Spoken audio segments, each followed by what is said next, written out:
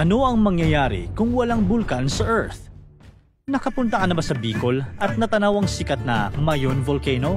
Kilala ito bilang Magayon dahil sa perfect cone shape na parang masterpiece ng kalikasan. Pero sa likod ng kagandahan nito, may banta ng pagsabog na maaaring magdulot ng trahedya. Pero teka, naisipan mo na ba kung ano ang mangyayari kung walang bulkan sa mundo? Mas safe kaya? O baka mas malala ang mga magiging problema? Tara, pag-usapan natin yan. Bukod sa ideya ng marami na ang mga bulkan ay parang ice cream cone na color green at may lava sa ilalim, marami pa tayong dapat malaman tungkol sa kanila.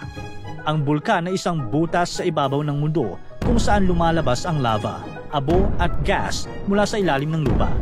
Kadalasan, ang mga bulkan ay nabubuo kung saan nagtatagpo ang mga malalaking piraso ng lupa na tinatawag na tectonic plates. Kapag ang isang plate ay pumapasok sa ilalim ng isa pa, tinutunaw ito at nagiging magma.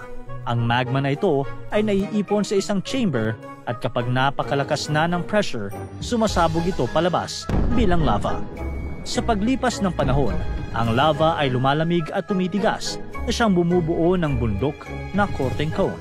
Pero syempre, may iba't ibang itsura pa rin naman ang mga bulkan, kabilang ang mga shield volcanoes na may malapad na anyo at mga cinder cones na maliit at matarik. Kaya sa Pilipinas, sikat din ang Taal Volcano dahil sa unique look nitong bilang island sa loob ng lawa. Sa isang complex volcano na may maraming craters at vents. Ang lava o tunaw na bato na sumasabog mula sa isang bulkan ay sobrang init na may temperatura na umaabot mula 800 degrees Celsius hanggang 1,200 degrees Celsius. Sa sobrang init nito, kapag pinanood mo ang paglabas ng lava sa malapitan, para mo na ring inihaw ang sarili mo. Magiging instant kamukha mo si Barbie. Barbecue. Pero teka, akala mo ba safe ka na kapag malayo ka sa bulkan? Kailangan pa rin mag-ingat. Kahit ang mga taong malalayo ay pwedeng maapektuhan kapag sumabog ito. Delikado sa mga eroplano ang abo mula sa bulkan dahil pwede itong bumara sa makina. At hindi lang yan, ang mga gas tulad ng carbon dioxide at sulfur dioxide na galing sa bulkan ay nakakasama rin sa hangin. Fun fact, karamihan sa usok ay tubig na naging singaw. Sa sobrang init, natutunaw ang yelo o tubig sa ilalim ng lupa at umaakyat ito bilang singaw. Kaya sa susunod na makakita ka ng bulkan na sumasabog, tandaan mo na ang usok na nakikita mo ay tubig na sumingaw sa sobrang init. Bago pa man sumabog ang isang bulkan, may mga mahahalagang kaganapan sa ilalim ng lupa. Ang magma na tinatawag na lava kapag lumalabas na sa ibabaw ay unti-unting gumagalaw at nagdudulot ng paggalaw sa lupa.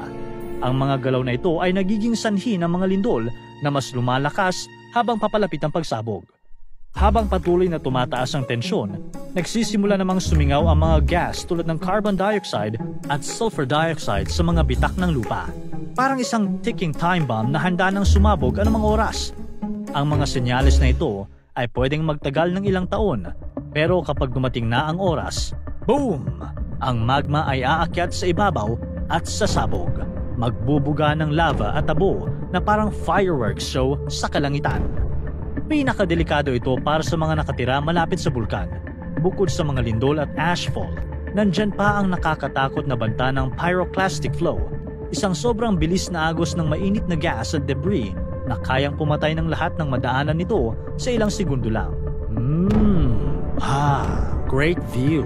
Pero delikado para sa kaligtasan ng mga tao. Sabi nga nila, a beautiful disaster. Alam mo ba na kahit disaster ang mga bulkan, marami silang naitutulong sa pagbuo ng mundo at sa mga tao. Noong unang panahon, ang mga bulkan ay naglabas ng mga gas na tumulong sa pagbuo ng ating atmosphere. Ang mga gas na ito, tulad ng water vapor at carbon dioxide, ay sobrang importante para sa hangin na nilalanghap natin ngayon. Ang water vapor ay tubig na nasa hangin at kapag lumalamig ito, ito'y nagiging ulap at ulan. Ang ulan ay nagbibigay tubig sa mga karagatan at ilog na kailangan ng mga hayop, halaman at tao para mabuhay. Ang carbon dioxide naman ay isang gas na ginagamit ng mga halaman sa photosynthesis. Sa prosesong ito, kinukuha ng mga halaman ang carbon dioxide gamit ang sikat ng araw. Ginagawa nila itong pagkain at naglalabas ng oxygen. Ang oxygen na ito ang kailangan natin para makahinga at mabuhay. Ang mga bulkan ay may epekto din sa paglamig ng mundo. Kapag sumabog ang bulkan, naglalabas ito ng sulfur gas. Ang sulfur gas na ito ay sumasama sa tubig sa taas ng hangin at nagiging sulfuric acid aerosols. Ang mga aerosols na ito ay parang salamin na nagbabalik ng sikat ng araw pabalik sa space. Dahil dito, mas kaunti ang init na umaabot sa ibabaw ng mundo, kaya pansamantalang bumababa ang temperatura. Ang pangyayaring ito ay tinatawag na volcanic winter.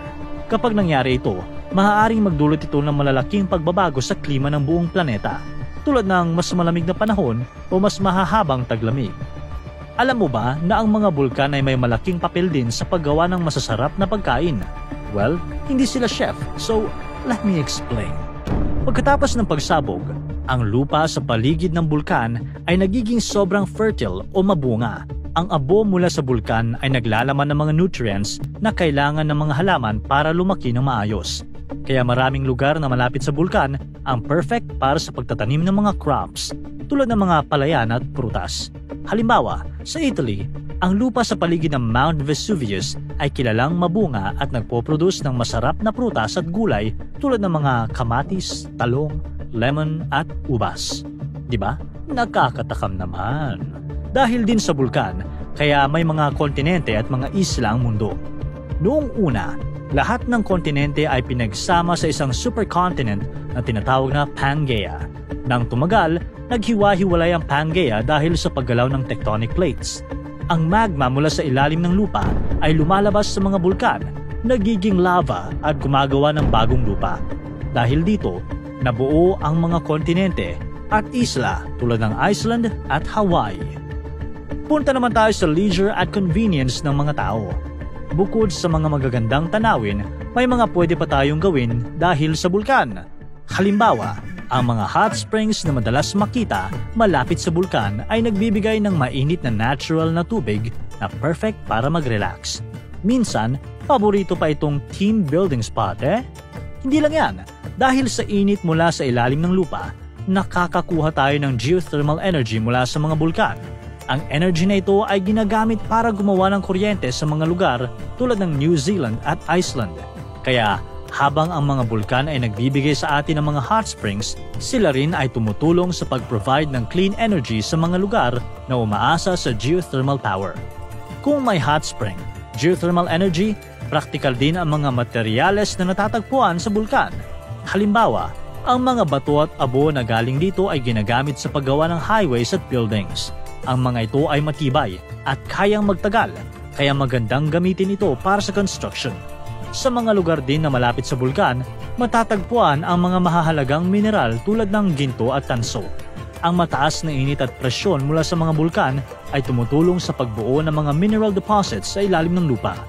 Ang mga mineral na ito ay minimina para gamitin sa iba't ibang bagay, tulad ng ginto para sa alahas at tanso para sa electronics. Sobrang daming kayang gawin ng bulkan.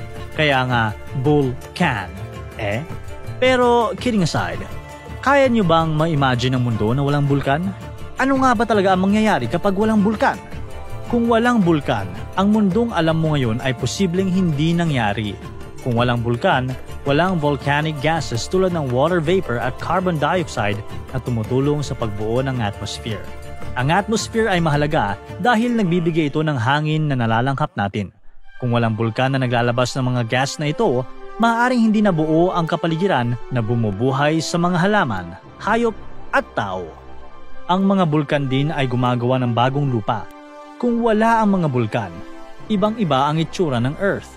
Walang kontinente, isla, walang mga bundok, at iba pang magagandang tanawin na mayroon tayo ngayon. In short, kung walang bulkan, maaaring magmukhang patay ang Earth na parang Mars. Hindi rin magiging fertile ang lupa. Ang volcanic ash mula sa mga bulkan ay nagbibigay ng nutrients sa lupa na mahalaga para sa pagtatanim. Kung wala ang mga bulkan, ang lupa ay magiging mabigat at walang nutrients. Kaya wala tayong masarap na prutas, gulay at iba pang mga pagkain dahil hindi magiging sapat ang sustansya sa lupa para sa pagtatanim. Kung walang mga bulkan, ang magma ay titigas underground at bubuo ng mga bato. Ang mga batong ito ay tinatawag na intrusive igneous rocks. Magkakaroon tayo ng mga structures kagaya ng plutons, batholiths, dikes, at sills. Halimbawa nito ang Sierra Nevada sa California na gawa sa granite batholiths. Sa madaling salita, mas marami tayong makikitang rock formation sa paligid na magiging visible dahil sa erosion at geological processes. Parang nakakamiss naman ang mga cone-shaped volcanoes kung sakali. Ang geothermal energy na nakukuha mula sa init ng bulkan ay nagbibigay ng kuryente sa maraming lugar. Kung walang bulkan, aasa tayo sa fossil fuels tulad ng coal at oil para sa kuryente. At ang paggamit ng fossil fuels ay magre-resulta sa mas maraming polusyon at mas mabilis na pag-init ng mundo na magdudulot ng mas malalang epekto sa climate change. Mawawala rin ang mahahalagang pinagkukunan ng mga mineral tulad ng ginto at tanso na matatagpuan sa ilalim ng lupa. Kung walang bulkan, magiging mahirap makuha ang mga mineral na ito na mahalaga sa maraming industriya. Kung wala ring bulkan, ang mga pagbabago sa klima na dulot ng volcanic eruptions ay hindi mangyayari at maaaring mas mabilis na tumaas ang temperatura ng mundo. At ito pa, may imagine mo kaya ang team building ng walang hot spring? Ang mga bulkan ay hindi lang nagdadala ng malakas na pagsabog at panganib. Sila rin ay mahalagang bahagi ng ecosystem. Sila ang humubog sa ating planeta at patuloy na nagbibigay ng mga resources at benefits sa buhay natin. Ang bulkan ay tunay na beautiful disaster dahil sa kabila ng pansamantalang panganib, may pangmatagalang benepisyo itong naibibigay sa mundo. Parang tao lang, di ba? Minsan nagkakamali. Pero ang mga pagkakamaling ito ay maaaring magdulot ng pag-aayos at pagpapaganda sa kanilang buhay. Kaya kung matatanaw mo ang bulkan, tingnan mo ito hindi lang bilang maganda at kahangahangang landscape, kundi bilang mahalagang bahagi ng paglikha ng mundo.